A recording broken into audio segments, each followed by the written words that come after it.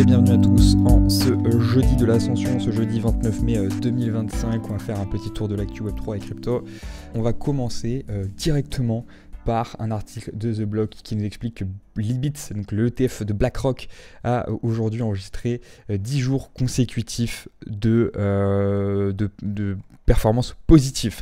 Voilà, donc sur une positive streak de 10 jours avec un net inflows surpassing 4 billion as Bitcoin.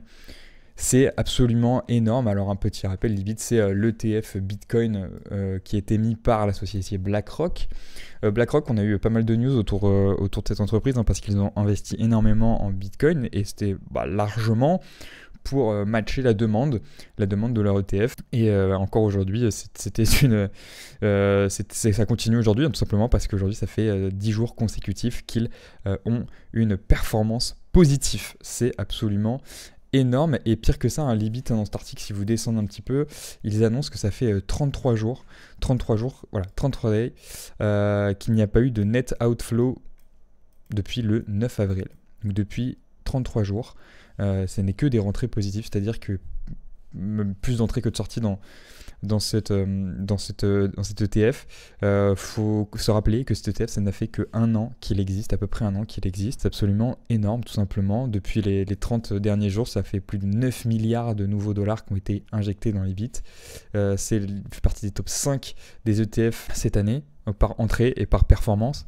C'est absolument dingo, c'est absolument n'importe quoi. Dans l'article, il nous précise aussi que Libit est en feu.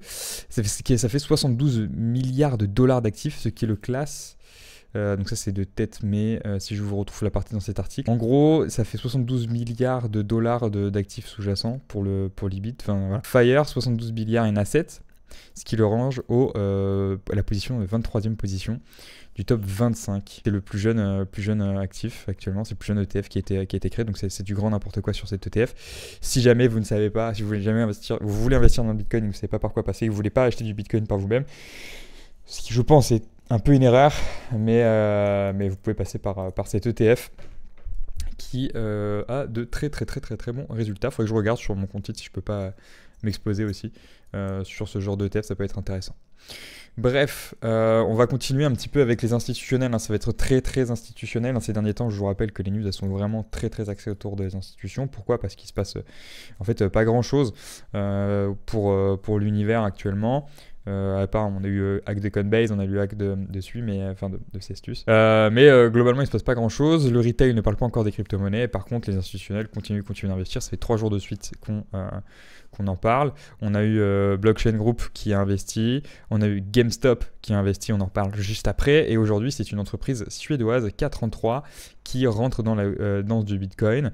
K33, ils sont pas inconnus au bataillon si jamais vous regardez un petit peu des news, notamment parce qu'ils ont un exchange, K33 Research, et voilà, et ils ont un média d'analyse aussi. Donc c'est une entreprise qui est déjà dans le monde des crypto-monnaies et qui vient de lever des fonds pour récolter du Bitcoin. Et ils ont fait ça d'une autre stratégie. Donc on avait vu Blockchain Group qui émettait des obligations convertibles, donc vous achetiez une obligation. Donc eux ils s'engageaient à vous rembourser, mais l'argent que vous leur donniez ils le convertissaient en Bitcoin. On a vu notamment pour GameStop, il me semble c'était la levée d'actions, de l'émission d'actions, notamment Stratégie aussi qui fait de l'émission d'actions, donc pas des obligations. K33 ils ont fait une stratégie pas 50-50 mais 25-75, 25% d'actions, 25% de levée d'actions, donc ils émettent des actions et du coup si vous achetez ces actions avec le prix qu'ils ont retiré, avec l'argent qu'ils ont retiré, ils le convertissent en Bitcoin, et le reste c'est des obligations convertibles, c'est-à-dire 75% d'obligations.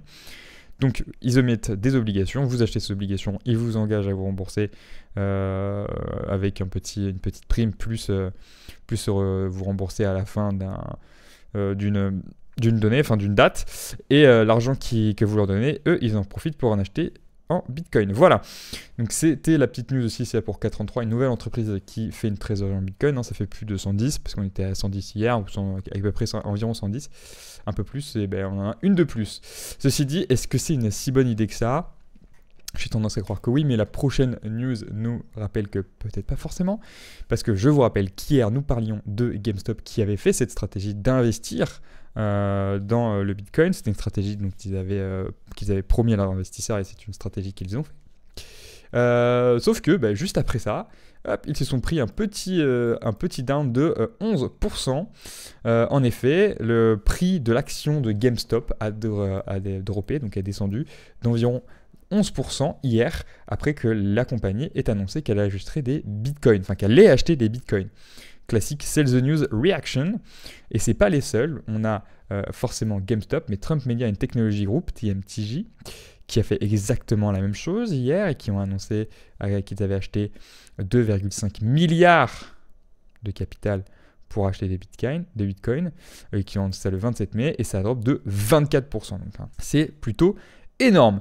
Voilà, donc c'était tout pour aujourd'hui, pour ces petites news. Les institutions continuent d'acheter du Bitcoin et d'investir dans du Bitcoin. Des fois, se mangent des petites claques, mais ce n'est rien, Libit, donc l'ETF Bitcoin de la part de BlackRock, qui continue d'être on the top. 10 jours consécutifs en positif, 33 jours de net inflows, donc d'argent qui rentre. Donc ça sort pas, c'est très très bon pour eux, c'est une très bonne nouvelle. Donc c'est-à-dire qu'ils vont devoir continuer à investir aussi dans le Bitcoin, ce qui appuiera une pression acheteuse, c'est dans certainement pas longtemps. Donc si jamais vous investissez dans le Bitcoin, c'est le bon moment, je pense.